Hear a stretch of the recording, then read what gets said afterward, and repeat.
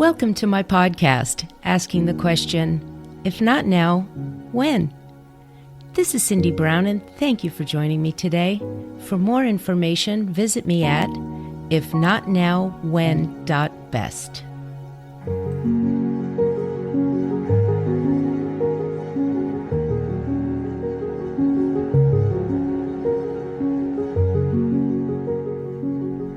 A wonderful quote from Peter Attia: "How you move defines how you live."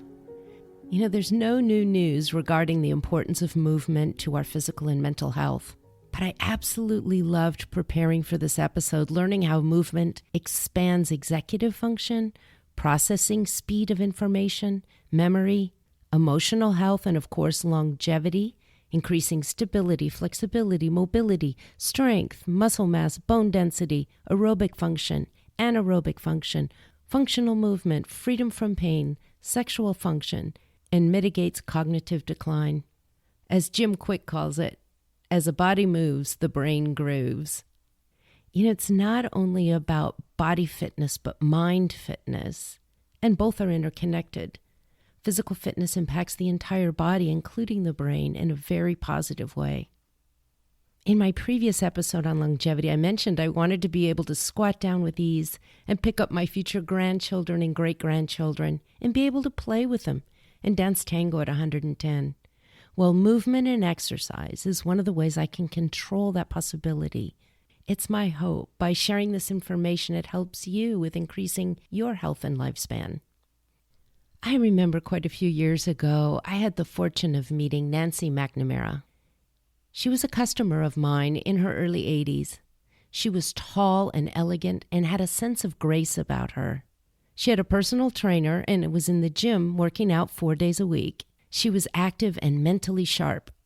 As the president of her company and on the board of a few industry trade organizations.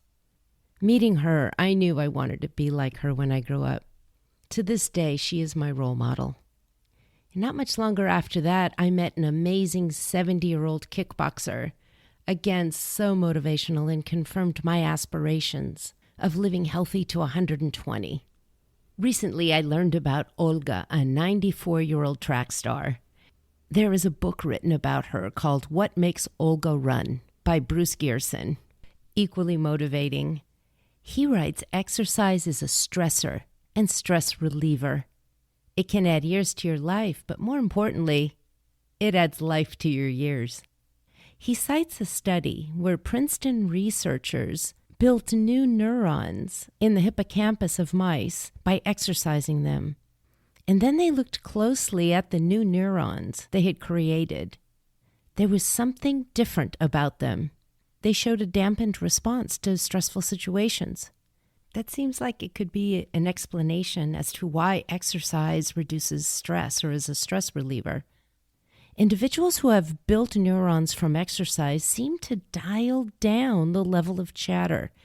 Exercise helps reverse the effects of what I referred to earlier as the genetic bad hand, but it also makes good habits you have more potent.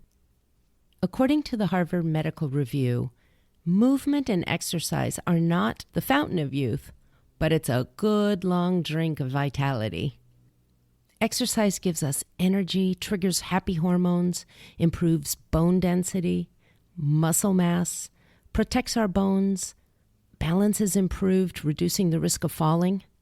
You know, a fall at 30 where you get up and brush yourself off can be fatal at 80 if you don't have the muscle and bone density to protect yourself and recuperate quickly so you're not bedridden. Once bedridden, muscles atrophy, and many times a downward spiral. You know, and here's the thing.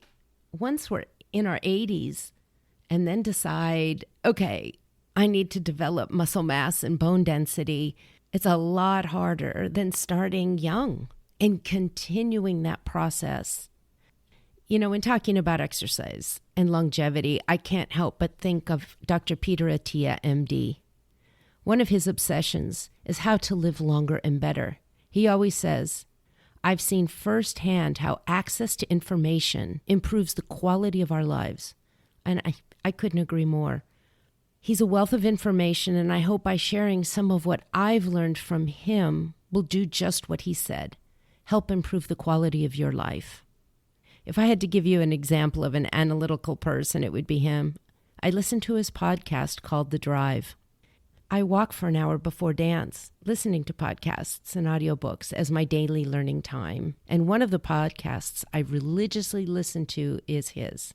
It's very science-y, and I find myself stopping frequently and Googling terms that he uses so I know what the heck he's talking about. But it's challenging, and I learn so much.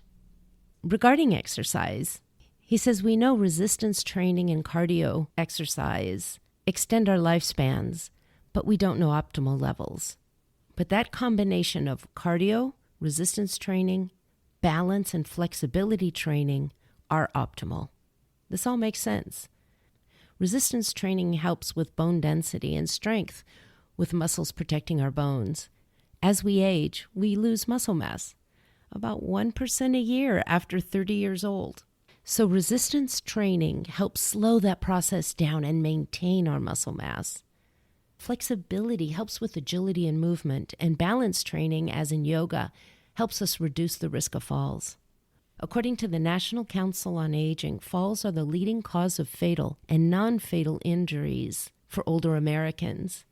Peter always tells his patients, rule number 1 with exercise is you can't get injured. It's like taking 10 steps backwards. That's kind of why I stopped riding horses. I used to do dressage, which is kind of like ballroom dancing with a horse. But after being thrown a few times, I figured picking another hobby would be a good idea. Now I dance with men. There have been a few crazy moments, but none as crazy as being thrown off a horse. Peter also suggests the exercise we do shouldn't put strain on the joints or minimize the strain on the joints and maximize the strain on the muscle. To activate the muscle without activating the joint can be done with lighter weights, and yet the muscle gets challenged. So let's talk about joints for a minute. Dr. Eric Shahab, MD, orthopedic surgeon at the Bone and Joint Institute in Illinois, talks about the multiplier effect regarding weight on the joints.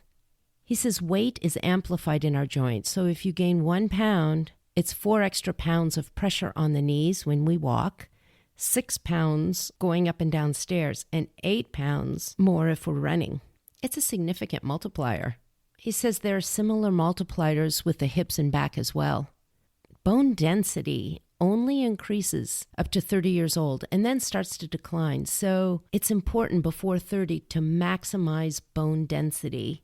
For women after menopause, bone density reduces significantly. Weight-bearing exercise is crucial to maintaining bone density. After 30, we can't increase density, but we can maintain it. You know, there's all kinds of information and every kind of exercise instruction readily available that we can do from home, at a gym, and group instruction led by very talented people. But what's important is you choose an exercise form that you like and that you can stay consistent with. Movement should be a part of our life. Our bodies were made to move. The expression, use it or lose it, comes to mind. You know, another common expression regarding exercise is the best exercise is the exercise you will do. So choose something you enjoy. Okay, so you're going to have to indulge me for just a minute regarding one of my passions and an exercise. I guess you could call it an exercise that I enjoy. It doesn't feel like it, but it's dance. You know, I've always loved to dance. And actually, when music I like is playing, I even find it hard to concentrate on a conversation. I feel the music in every cell in my body. When I dance, I am so in the moment that there are only 2 things happening in my world when I'm dancing: the music and connection to partner. It's a special moment with that partner. It's being present. When the song's over, I feel like I've just had this beautiful moment with this human. It's like having a nonverbal conversation with someone. They say meditation is clearing your mind, and I realize that's what's happening when I dance. There's no emails, no problems to solve, no to-do list, only bliss for the segment of those few minutes. So the types of dances I do are partner dances, obviously, which are, salsa, bachata, kizomba, Brazilian zouk, and Argentine tango. And I found that each dance represents a culture. And each of those dance environments has a different energy, all good, all positive, but different. Partner dance is like two bodies feeling like one. Socially, I find dance communities to be so positive and friendly in every city I go. People who are like-minded, enjoying the same activity and find joy in dance, for me, it's ecstasy. So enough about dance, but it's something obviously it's really fun, and I would certainly suggest if anyone does enjoy dancing to look into it, because both for single people and for couples, it's a great activity. So author, speaker, psychologist Kelly McGonigal, PhD, wrote the book The Joy of Movement. She explains movement is how we engage with life. It brings together our mental and physical health. She talks about how movement opens us up to incredible vulnerability and strength, and both converge. Nobody better than Kelly to explain why exercise is beneficial for mental health. She says exercise has a profound effect on our sense of belonging, resilience, and overall mental health. Our genes expect us to move, and it allows us to experience joy. Movement truly enhances every aspect of our lives. It changes the structure of our brain. She said the most exciting thing about writing this book was the discovery of how it sensitizes our brain to pleasure by ramping up our reward system in our brain, making everything we do more enjoyable. There's no drugs that can do that, triggering the reward system the way exercise does. She says it teaches our brain to expect things to be pleasurable. Also, exercise can be an antidepressant. It can also enhance antidepressant medication and therapy. This is common knowledge, but that exercise makes us better in enjoying things, people haven't heard of it yet, and it's relatively new news. Exercise dumps hormones into our bloodstream. Our muscles are like an endocrine organ, and our muscles secrete hormones into our bloodstream that affect every organ in our body. It's common knowledge our muscles secrete hormones and proteins that fight cancer cells and improve heart health, but they also secrete hormones and proteins that are good for our brain health. Combine what you like, music and nature. It enhances your experience even further.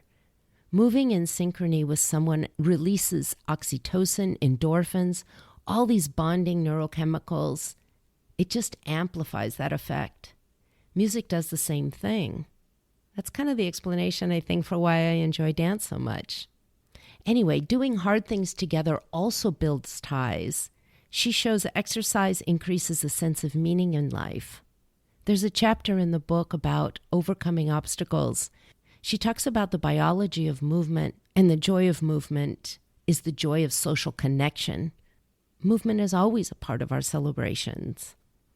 I have found when we exercise, our bodies crave healthier food and more likely to choose healthy options. It improves the quality of our sleep, especially when you exercise in the morning. And when you feel better physically and mentally, your relationships improve. Also, depending on the type of exercise or sport you do, you also have the opportunity to meet like-minded people, and it can be quite social. In my example of dance, it has provided a wonderful opportunity to meet like-minded, fun, and engaged people. I'm going to share a few of my habits that I've developed to increase daily movement that may give you some ideas to incorporate in your life. So first, whenever there's an option to take the stairs, I do. And when I park my car at a store, I usually do park kind of far away, giving me the opportunity to walk. One of the funniest things is to watch people wait in their car at the gym to get the closest parking spot possible so they don't have to walk too far to go in and work out. As far as my exercise routine, in the morning after I walk my dog, I lift weights every other day and cardio on the other days that I'm not lifting weights. And both I do in an interval format. That way my heartbeat goes really high, and then it goes low, and then it goes high, and then it goes low again. And I've heard this from many health experts, that this type of exercise is most beneficial for longevity. It helps increase our heart rate variability as well. When we're younger, our heart rate variability is high, and as we age, it gets lower. I want to keep it up high.